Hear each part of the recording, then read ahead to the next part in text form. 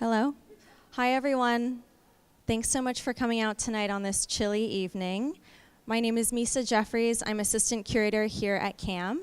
And I'm very excited to be sitting here with Tim Yude, the artist, in his exhibition St. Louis Retyped, which is curated by our executive director, Lisa Melandri. Tim, thanks for being here tonight and for sharing with our audience. We're really excited to have you here. We're planning to have about a 30-minute conversation, and then we'll open it up to questions from the audience. We also wanted to keep the conversation pretty casual, so if you have questions along the way, just raise your hand and we'll bring a mic over to you. Okay, so just get started. Tim Yude was born in Worcester, Massachusetts, and lives and works in Los Angeles. Tim has been the subject of numerous museum exhibitions, including Haynes Art Gallery at Wake Forest University, the New Orleans Museum of Art, Monterey Museum of Art, and the Museum of Contemporary Art, San Diego. Tim has presented and performed his 100 Novels project at Los Angeles Contemporary Exhibitions, LAX Art, the Museo del Arapacus in Rome, and the Grand Hotel des Îles Borromee in Stresa, Italy. Last fall, he completed retyping Daphne Athis's Entering Ephesus at the Wetherspoon Art Museum and at Chapel Hill, and John Ely's The Landbreakers at Wake Forest University. Additional 100 Novels performances will be held in conjunction with an exhibition this year at the Francis Lehman Loeb Art Center at Vassar College. For this exhibition at CAM, Tim is continuing a series he began in 2013 in which he set out to retype 100 novels. For CAM, he selected 4 books by authors that had roots in St. Louis: William S. Burroughs, T.S. Eliot, Stanley Elkin, and Marianne Moore. He retypes the books on typewriters in durational performances that take place in sites that are significant to the authors. So, for example, right now he's retyping Stanley Elkin's novel called The Franchiser, and he's doing that in the coffee room of the English department at WashU, where Elkin was a professor for over 30 years. Tim types for 6 hours per day for up to 13 days straight to complete a novel, and he retypes each book on a single sheet of paper with a backing behind it. He runs the page through the typewriter consecutively, and eventually the page becomes inked up, battered, and sometimes completely obliterated. When he has finished each typing marathon, the 2 sheets of paper are framed as a diptych and hung in the exhibition space. So actually you can see the first example here to your right, the diptych by T.S. Eliot. It's the performance that Tim finished last Thursday. On the right-hand side is the top sheet, which got completely punched through, and on the left is the backing behind it, which absorbed most of the ink. Also on display in this gallery are 4 of Tim's typewriter drawings, each of which contains 100 drawings of the typewriter that he's using for each performance. So on the left, the far left over there, you see drawings of the Smith Corona silent flat top typewriter that Eliot used to type his poems. So Tim does his performances using the same model and make of typewriter that the author originally used to type the manuscript. And in fact, he chooses books and authors based on this very parameter, that the manuscript was written on a typewriter. So I think we'll start this conversation maybe focusing on your kind of fascination with the typewriter. Maybe you can share a little bit about that, and also why you decided to set out on this kind of journey to retype 100 novels. Sure. Thank you for that lovely introduction. It's Worcester, just as a note. I couldn't let that go. Well, that's what the laughs were. Okay. Nobody gets that right.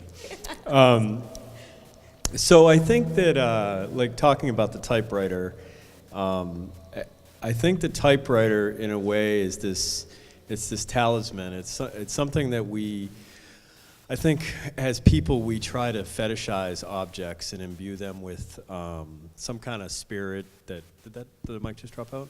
No. Okay.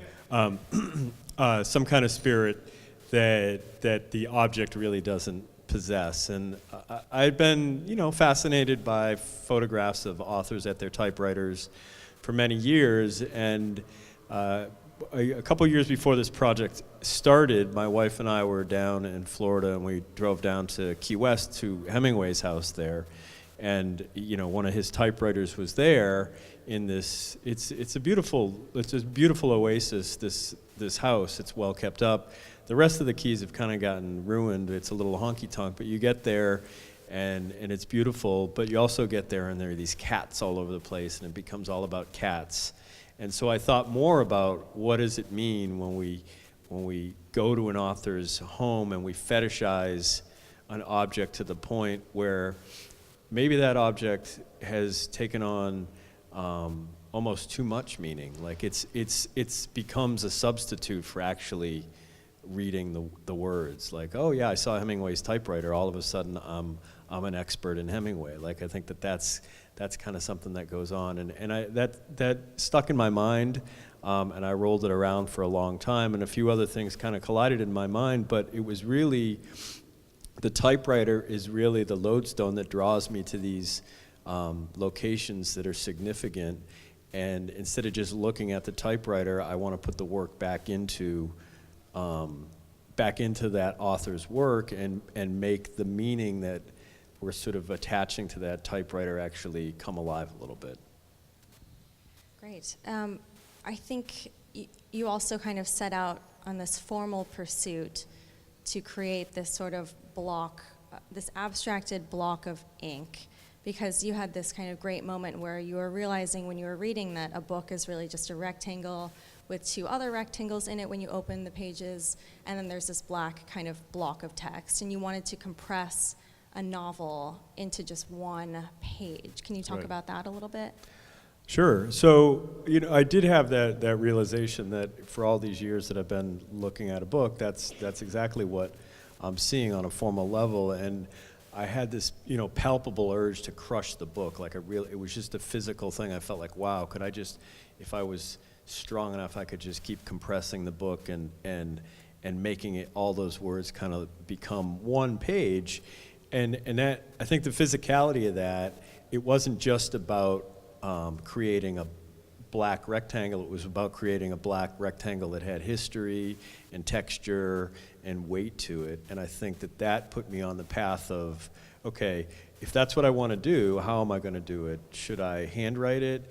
And I looked at the book and I said, well, it's typeset, so I should use a typewriter. And typewriters had been rattling around in my brain, and I thought then about, well, if I'm going to use a typewriter, I should think about specifically the typewriter that the author used, and that started to give shape to the endeavor.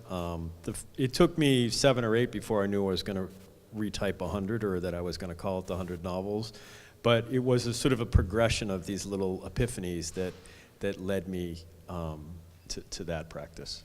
When did the kind of performative aspect come in? Because I know that the first book that you retyped was Hunter S. Thompson's Fear and Loathing in Las Vegas in your studio. And then I think it took several performances later until you realized that you wanted to do it out in public.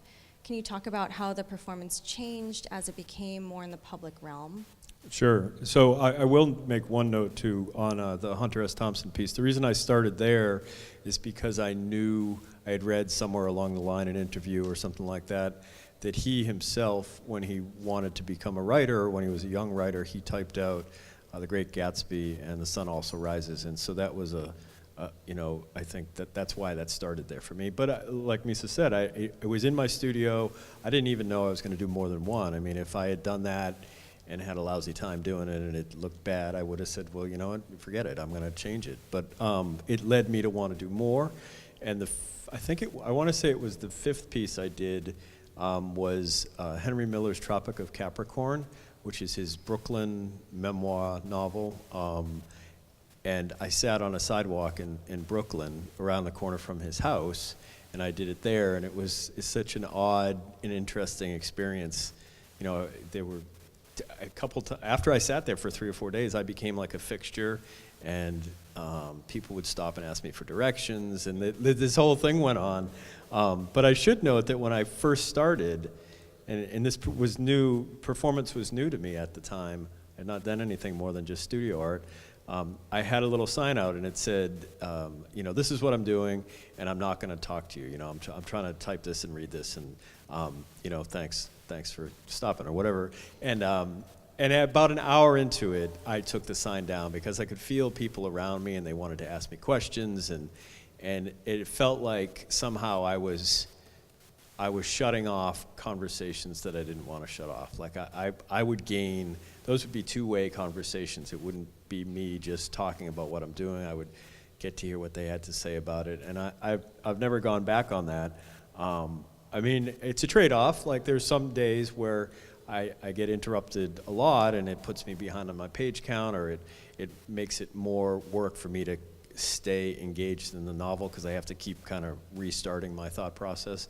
But I've valued the texture of those conversations, you know, far more than the inconvenience of having to stop, you know, maybe a couple times extra on any given day.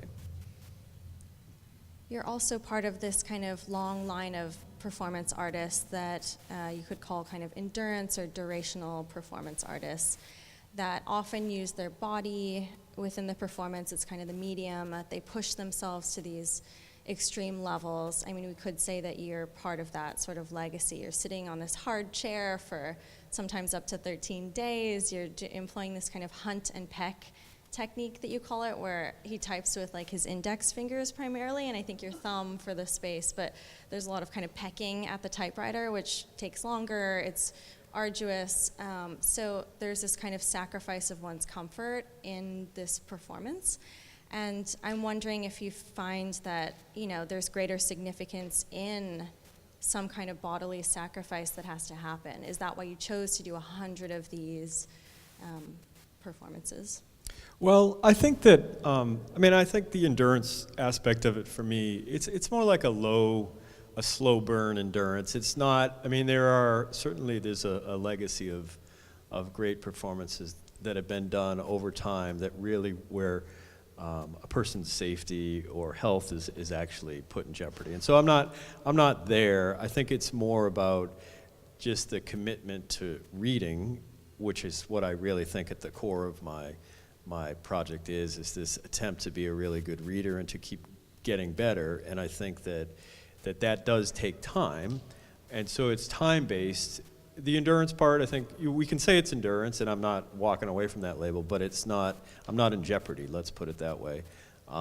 But, you know, I think that's anything, if you're trying to stimulate your mind, I mean, we are physical beings, so if you want to stick with something, you're going to have to kind of get through whatever discomfort your chair is causing you, or whatever. If you want to engage, I mean, I think anybody in the creative arts would understand that. Like, if you want to gain a newer level of understanding, or have an epiphany or a breakthrough moment, you're going to have to sit there for a while. I mean, a lot of writers, when they talk about writing, and I've read a lot of interviews as a result of this project in search of typewriter information, talk about, like, they get asked, well, what's the secret? And it's all a variation on, you have to put your ass in the seat every day for 6 hours and write. And so that's kind of, you know, that's kind of really, I think, the heart of it. I just want to pick up on something you were talking about being a good reader and a good, paying good attention every day. Every day your goal is to be the best reader that you can be. What are the ways that you prepare yourself for an activity like that? And also, what are you doing while you're typing? I see that you're taking notes on the book as well. Can you just kind of walk us through the process a little bit? Sure. So you're right. That is my goal every day. I don't want to say that I reach it every day. I mean, some days I'm tired. Some days, you know, whatever. I had stayed up late the night before helping my kid with homework. Or, you know, there's life that happens. But I think it's a privilege. I can't remember who I was talking to about this, but basically, you know, if you talk to people, they will say, if I could do anything, I'd go to the beach for a week and read a book. Well, I get to go to the beach every day and read a book. I mean, that's basically what I'm doing. So it's not a punishment in that sense. It's a chance. I see it as a privilege, and so I try to take that seriously and live up to that privilege. And you're right, I annotate the novels as closely as I can to try to stay engaged. And if I find my mind is wandering, I'll get up and, you know, walk around the block, or I'll go get a coffee and try to wake back up, or whatever the case might be. And I think having done, this is the 53rd novel, I kind of have a sense of the rhythm of the thing, which isn't to say I still don't get surprised, and I do, but I kind of know, I think my body senses when it's getting tired, and I just automatically try to shift gears. I mean, some days you shift gears and there's not a gear there, but more often than not. And I guess the novel probably compels you in some ways to kind of continue on. There's some novel aspect to it.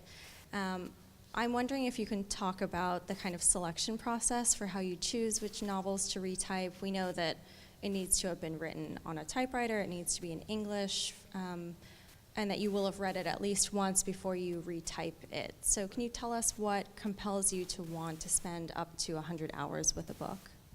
So I think given those other parameters, I mean, that does become the most important thing. I have to feel that spending that much time, over X number of days is something that I really want to do with that book. I mean, some books we read once and we feel like, okay, that was entertaining. I'm not like, do I need to go back to it again? Maybe not. But there are other books that we feel like when we read, or I do anyway, that I'm just scratching the surface and that I want to have a relationship with. And so I think part of the process for me is trying to get everything I can out of that book, and then arriving at the end of the retyping, sort of understanding, am I going to have a further relationship with the book, or have I used it up? Like, did I get to the bottom of that, or do I feel, unlike some retypings, I felt like, wow, I could just go right back and start at the beginning again, because there's so much more for me to get, and I think that's kind of how I approach it. Can you talk about your decision to spend time with Marianne Moore, Stanley Elkin, T.S. Eliot, and Burroughs? Maybe share a little bit about St. Louis literary history that you've learned. I know that actually you and I, while we were doing site visits at WashU, we learned that T.S. Eliot's grandfather founded WashU, which is really interesting. It just shows the really deep connections that the Eliot family has here. So I'm wondering if you can talk about not only what you've learned about St. Louis literary history, but also why you chose these authors. Sure. So I think that goes to this idea of the literary pilgrimage and the idea of putting yourself or going to a site that has some significance, that's charged with some spirit or biographical detail that relates to the novelist. And I mean, I think here's the thing for me. Like, there's nothing more important than the novel itself, and I'm not inclined to overread an author's biography into the novel. But when you do go to a place, when you visit like WashU, where I've had the privilege of meeting professors that knew him, Stanley's wife visited me yesterday. I've met other people that knew him, that taught with him, that knew of him, that came to WashU because of him.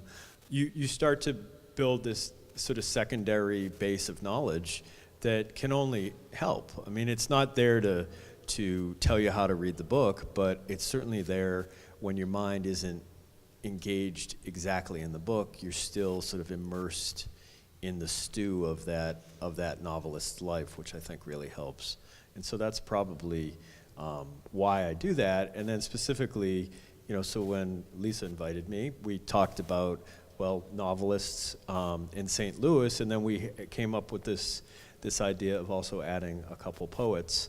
And I have not retyped poetry before this, and I'm not counting the collected poems of Eliot and Moore as novels. I'm doing those as separate sort of adjunct pieces, but I think it was kind of a revelation to sit and type Eliot's work, because you read poetry differently, and you value the words in a different way, and I think if my goal is to be a better reader all the time, now adding poetry here and there is definitely going to help me in that regard.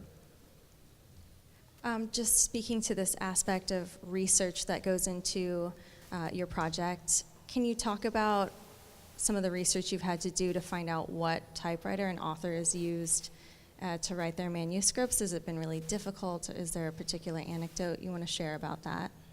Sure. I think, so some of the information is pretty readily available online, but then there's other information that is harder to find, or it's ambiguous. But what I'll share with you is something that I actually learned today. So a lot of you probably know who William Gass is, and he's one of your literary luminaries for sure. And you know, I enjoy his writing a great deal, and early on I had compiled my list for St. Louis, and I researched him, and I had determined from an interview that he gave that he didn't use a typewriter. Well, today I learned that he did, so I'm going to come back because I have to type the tunnels. So I think, you know, that's the thing, is it's such an imperfect science, for sure.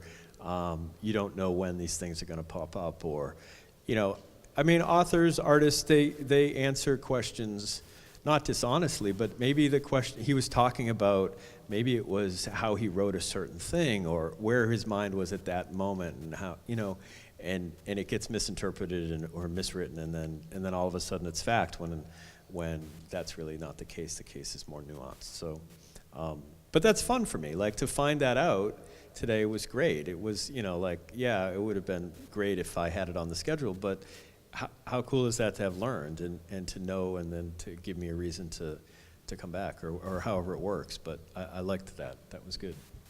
Okay, basic question. How many typewriters do you have? Where do you store them? That's more than one question. And also, where do you source them? So when I do a performance, I almost always bring two of the same make and model in case one goes down, which has happened, and so that's been a good thing. So if I've done 53 novels, and let's say a half a dozen have been doubled up, or maybe a dozen, I probably have about 100 typewriters, thereabouts, in my studio in Los Angeles. I've got a couple shelves, and I've now gotten in the habit of having them sort of boxed and protected with plastic, because they would sit there and then they would get dirty, and then I would have to get them all cleaned up again. So I'm doing a better job of taking care of my typewriters, because I have a lot of them. And I'm saving them because, you know, one, I will probably reuse some of them as I go through. Not every author used a unique typewriter. There have been repeats. And two, who knows, at the end, when the 100 novels is complete, I think it might be nice to have the tools that I did it with handy. This is a tougher question for you. I said I might have a curveball.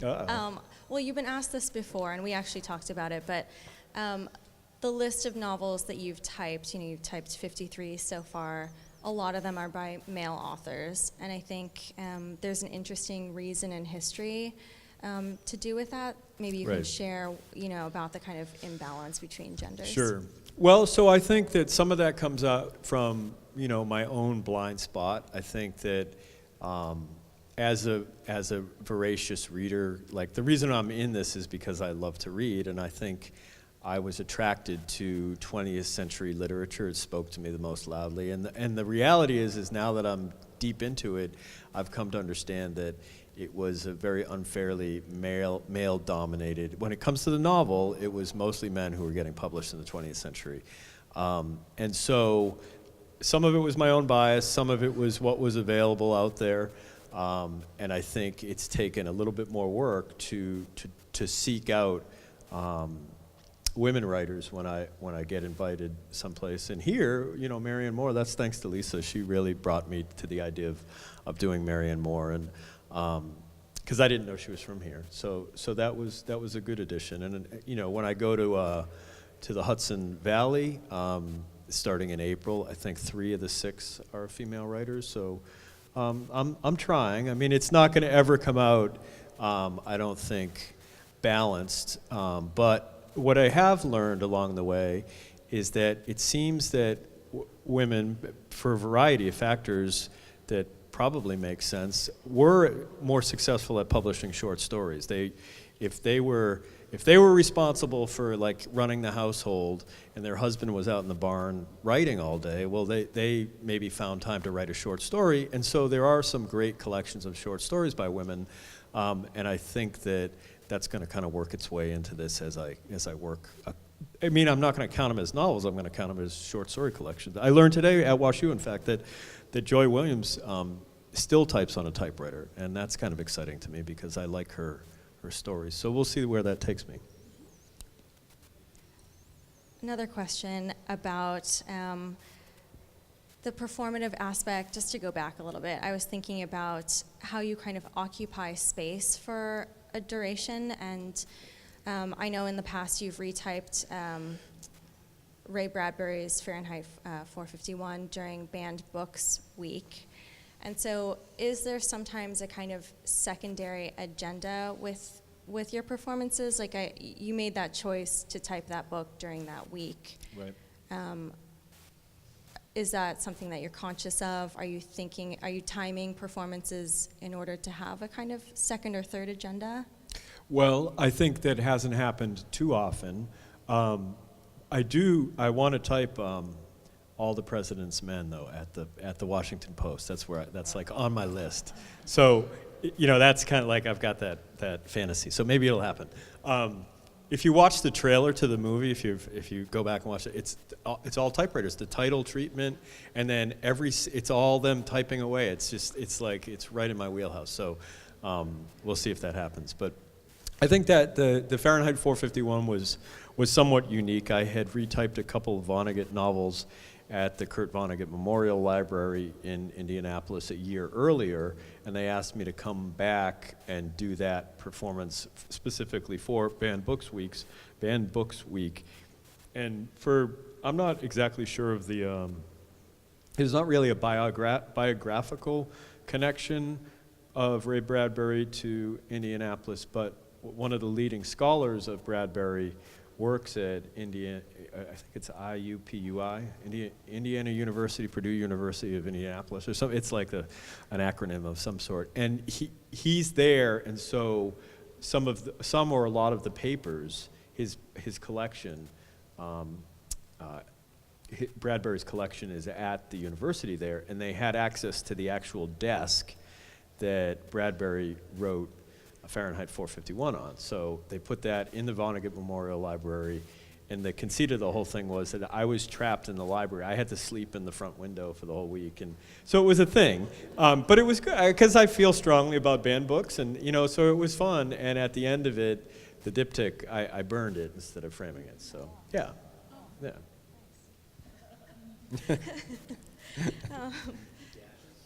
A couple people came up and scooped up the ashes. They wanted the ashes, and I thought, sure, that's cool. So that's how it happened. I have a little video of it. So when they get displayed, I'm going to have a video screen about that size, and it'll just sort of loop that video, I think. Okay, I think my last question before we open it up has to do with the typewriter drawings behind us and your parallel practice. You make paintings with the ribbons of the typewriter. You've made sculptures of typewriters, but with this particular series, there's a kind of durational aspect to them because of the tally note cards underneath. So the note cards show the days and how many times he made the drawing on that particular day in order to reach that goal of 100.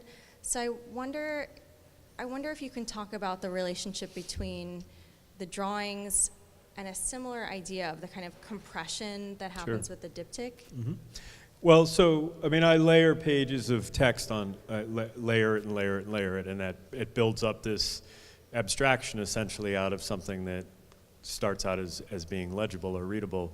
And I think similarly with these drawings, they're freehand drawings of the typewriter, fairly simple, and they, over the course of the weeks that I draw them, accumulate sort of a center of gravity and become at least semi-abstract. And I think that the tally, they're no more performative than anything else that an artist might do in his or her studio, but I think with the tally, I'm trying to, it's not a performance, it's not a relic of a performance. I think I'm trying to draw a picture of a performance and take something that is referencing a time-based effort and turn it into a two-dimensional object. So that's how I look at those. Great, thank you. Questions from you all? Yes? Do we have a mic runner? Thank you. Yeah, just over here. Visual art, the written word. What comment are you making about the connection between them? Well, I think that as an artist, prior to this series, for a long time, I've worked with text and literature and how it manifests itself visually. And there's a natural tension in it, right? I mean, the reading or the writing of a book is a time-based effort, and when we're done reading a book, unless we have a particular memory, we don't have the transcript ready to pull up in our brains. We're left with this impression, and I think as I've made more and more of these diptychs as a result of the performances, I kind of see those diptychs as this impression, or the metaphor for the impression that we're left with when we read something closely, which is, it's dense and it's got some texture to it and it's got some distress to it. And I think that that's kind of my attempt anyway, to take, to capture something that's not entirely capturable. I mean, to begin with, a novel itself is trying to capture something that isn't really capturable. And so, we keep reaching for these things, I think, as people, and it always slips through our fingers. But, sometimes what's left is at least a testament to the effort. I can speak loud enough, I think. Why did you choose a diptych rather than a triptych? I mean, and Sure. Did you start out with just one, and then when you saw it, punching through, did you then change over to the diptych? So I chose the diptych because I was looking at 2 pages of a book, and in seeing 2 pages of a book, I'm looking at, on a formal level, 2 rectangles of white, and inside each 2 rectangles of black. And so I think that that's kind of really where it came from. And as I've delved further into it, I've come to appreciate that, like, I think going all the way back into the Middle Ages, and perhaps even before that, a diptych in art, art would be a stand-in for a book. I mean, that's kind of the symbol. And so I think that it kind of makes sense to me. It kind of resonates to me for those reasons. But it was really just that recognition that, hey, this is what a book looks like. How did you keep it from falling apart as you're doing it? So some of them need to be patched, and some of them don't. Like that one, I didn't need to patch it. It's obviously falling apart, but it hadn't fallen all the way apart. When they start to tear to the point where I can't really get it back into the typewriter, then I start to repair it with a combination of acid-free masking tape and other pieces of paper. So the back of them can sometimes look like a patchwork quilt, and those have, in my estimation, a beauty of their own, because some of them get very sort of thick and leathery, as they develop. If there's 3 different patches overlapping, there can be some thickness to it. It's just acid-free drawing paper. The back sheet's a little thicker than the top sheet. I can't really get much thicker than that because it's hard to get them into the typewriter then, so that's kind of the restriction. I really appreciate what you say about this being a means of doing a close reading, copying a novel. But even Hunter S. Thompson only needed 2 before he felt like he was ready to give it a try himself. And so given the huge time commitment of doing 53 novels, do you ever feel at some point, I'd kind of like to try to write one of these? Yeah, so I do write regularly. It always gets, it's like the 3rd priority, unfortunately, which, pains me. I mean, there's my wife and my kids and my art, and on any given day they're 1 and 2, and then if I can find time, I try to fit in the writing. So I probably write, 4 out of 7 days for an hour or 2 a day. So I do feel like it would be, I don't want to say it's an absolute objective that I write a novel, because maybe I stink, I don't know. I'm working on it. So, but I'm not going to put something out there that I don't think is any good. So it may or may not be, something that happens, I guess is how I would look at it. But I think, Henry James said something to the effect that a writer is just a really excited reader, and I'm definitely an excited reader. So we'll see if I can make the jump.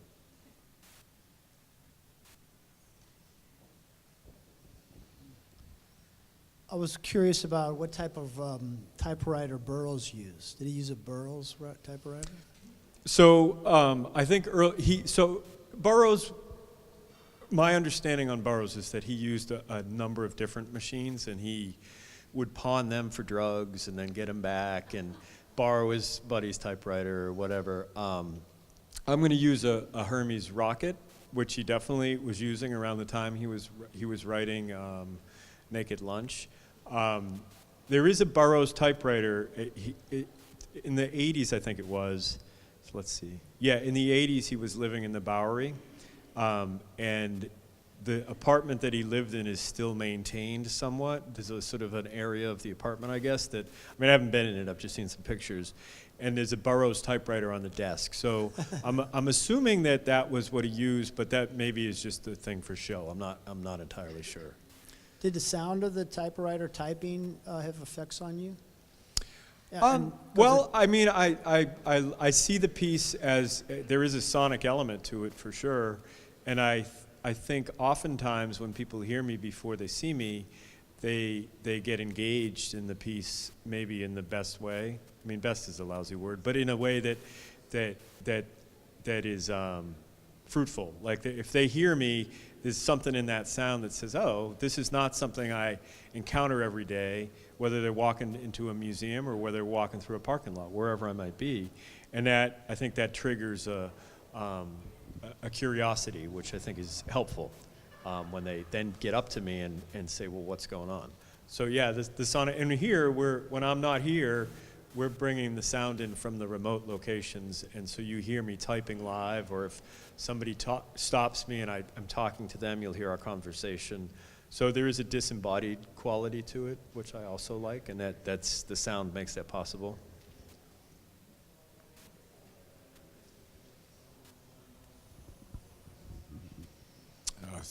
Well, Farah, thank you both. You're both very well spoken. But I was wondering about the keyboard and of the different typewriters you use over the 53 novels, and the rhythms that each novel might bring different authors. So that as you're typing out a novel, do you get a sense of a different rhythm across the keys of your hands than you would another novelist?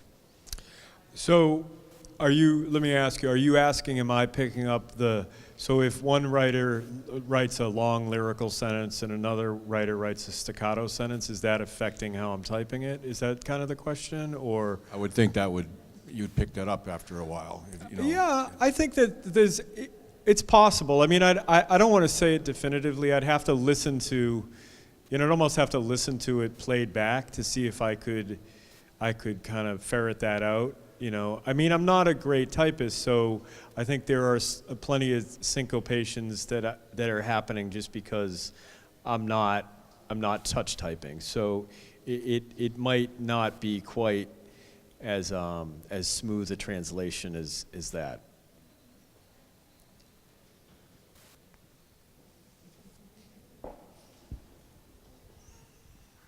This is a parent question, and two questions. One, well, the first thing is I've got a 12-year-old son, and I force him to read. So I was wondering, as a child yourself, did you like to read? Or is this something that sort of happened as you found this sort of idea? Or, how you're saying you want to be the best reader you can be? So my question is, were you forced to read as a child, or did you just read on your own? And then how do you think of that, like making your children read? I like it. I like that question. So I've got 5 kids, so I can talk about that. So I did like books as a kid. I was told that when I don't remember this, but when I was really young, my parents found me in my dad's study, and he had a set of some kind of books, and I had pulled them off the shelves, and I was ripping the pages out. So I had like some attraction to books early on, like a physical attraction. And I do have a very good, fond memories of my dad did have boxes of books in our attic, and I would go up, and I just remember the smell of those books, you know, that vanilla smell that is in a lot of 20th century books. I read somewhere that that's put in there, but I don't know if that's true. Like, I don't know if that's, I should really research that, but you know that smell, that sort of, it's a sweet, musty smell. And so I think I've always had an attraction, not just to the words, but to the physical aspect of the books. And I'm a sucker for, like, whenever I go into a bookstore, I can't walk out without buying a half a dozen books. And, you know, I don't know that I'll live long enough to read all the books that I own. And so there's just stacks in the house, right? So there's that physical thing. I think that the reading part, you know, it kind of came and went. I mean, I was a good reader until I got to high school, and then I was not cooperative, and which is not unusual, right? I mean, I was not doing what I was supposed to do. And then when I got to college, I really started to engage. And but then I didn't go into the field of arts at first. I mean, I had a circuitous route to get to where I am. And so my reading shifted to a lot of, like, nonfiction, stories that maybe were more about like I don't know, heroes. I mean, heroes is not the right word, but like presidents and generals and situations and wars, and like that kind of captivated me in my early 20s. And then I think by my late 20s, I kind of returned to fiction with what I would say it was the beginning of the real enthusiasm and love for literature. You know, that really started to click in then. So I was not really forced to read as a kid. I mean, you know, maybe here and there, but I don't think that was. Maybe I had to go to my room and read for a half hour on a summer afternoon or something like that. But it wasn't a punishment. Now I have my almost 17-year-old has dysgraphia, and so he loves stories, but he does not love to read, and that's been an ongoing battle for many years. My younger daughters, 10 and 9, especially the 9-year-old especially, is an enthusiastic reader and likes to write her own little stories. And I do have a typewriter at home, or two, and I swap them out sometimes, but they like to get on that and type. And so, you know, I try to make it fun. I mean, school has requirements too. You're supposed to fill out your reading log, so they even take the pressure off, at least where my kids go to school. So I think that a little pressure is good. You know, I mean, I don't want to give you, like, I'm not an educator, so I can only give you parent advice. But you know, I think if it's fun, it's probably more likely to be successful. That would be what I would say. Does that help?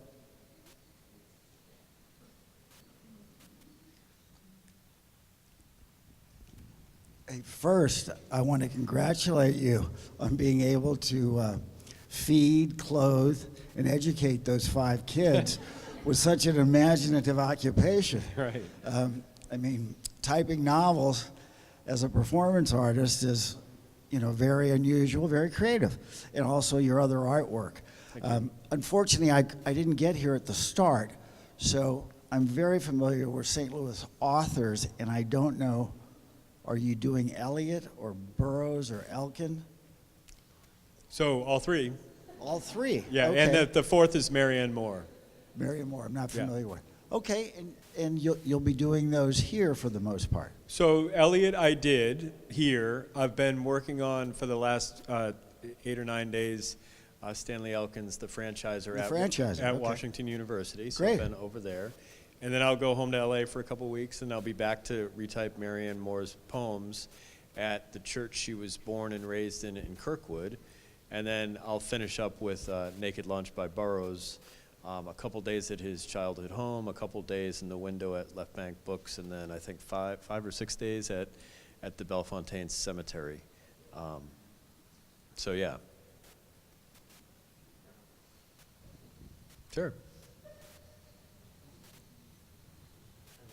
Sure. How old is your oldest typewriter, and do you have any problem finding ribbon for it these days? And is it crazy expensive off of eBay or something like that? Right.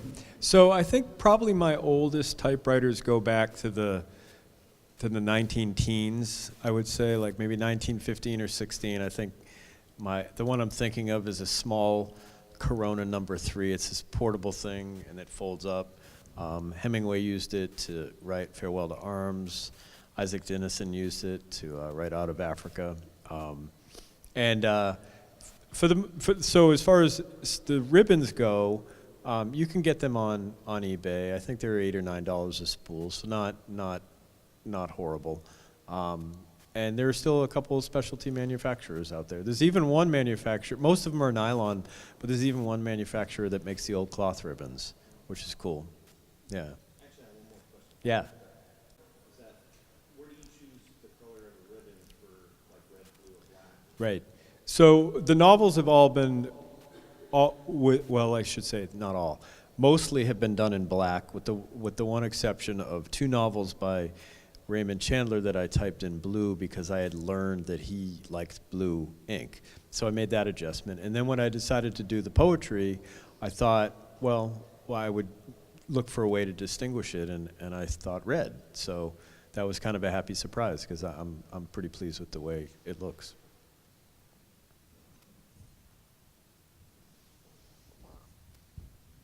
Hi. I couldn't hear me. Have you ever found an artist that didn't use a typewriter and wrote with his hand? And would you take on that project? Well, so yeah, I mean, I think that there's a lot, pre-typewriter writers that I would love to spend the time,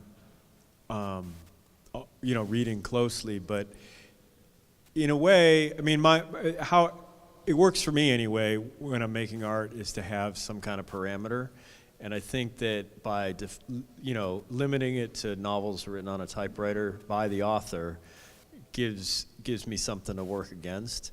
And I think that tension is actually helpful for me. If it was just me retyping any novel written at any point by anybody on a computer, by hand, having somebody else type it up, I mean, that would be basically every novel, in translation. Then I think I would lose some of the force behind the thing that keeps me going.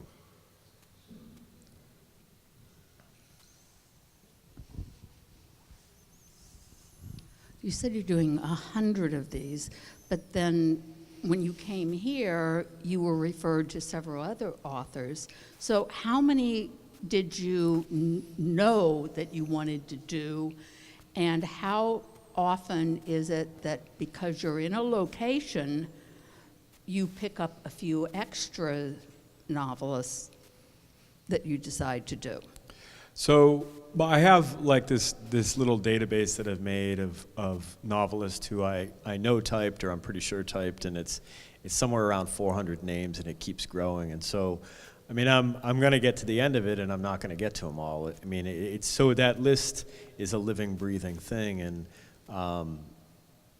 while I read everything before I type it, that doesn't necessarily mean that I had read everything before that I will type at the beginning of the project. So it keeps leading me in new places, which is satisfying to me. I mean, so I enjoy that. It kind of is determined by who decides to bring you into a location? To a certain extent, yeah. Now there are some that I'll just, like, I've gone off and just, I mean, one of the, I think the most memorable performances for me was when I typed Charles Bukowski's novel Post Office in the parking lot of the post office in downtown LA, and all I did was drive a pickup truck into the lot and pay my $5 every day for 2 weeks, and sat in the bed of the truck and typed. And so that didn't require anything or anybody to like bring me in, or so I can do them like one-offs too. I mean, there's flavor to that for me. Okay, this is the last question. I have so many, but what did you do before this? You said it was a circuitous route. Oh yeah. So But what was it, more art oriented or reading or writing or? Sure. So when I had a degree in economics, and and no, that's good. I appreciate it. I get it. And I went to work on Wall Street. And it gets a little better from there. So yeah. So then I moved to Los Angeles because I wanted to produce movies, which I did. And so I made movies and commercials. And then, but by the time I was in my late 20s, I kind of felt like, I mean, maybe I was doing okay. Maybe I was not bad at it, but I didn't feel like I would ever really be my best self if I kept going that way. And you know, it took time then to work out of the obligations that I had and everything. And but eventually, you know, I got myself to the point where I could be a full-time artist, and I just kind of kept at it. I mean, I think that so it worked for me. I mean, I feel like sometimes I look back and I think, oh, wow, you know, you kind of wasted 15 years, but, you know, what are you going to do? Like, you kind of have to, maybe I appreciate it more now. I don't know, you know, because of where I started. Sorry, this is my last question, or actually it's a statement. I dig your confidence. I see there's no whiteout on your table there. Right. I make plenty of typos. Well, Tim, thank you so much for sharing tonight. Thanks, everyone, for being here.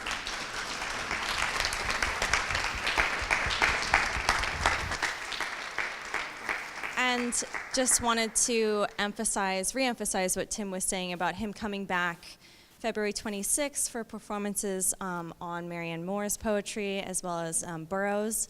We have postcards. Weston has some back there you can pick up and take with you. It has all the performance dates. Hope to see you there. Thanks so much.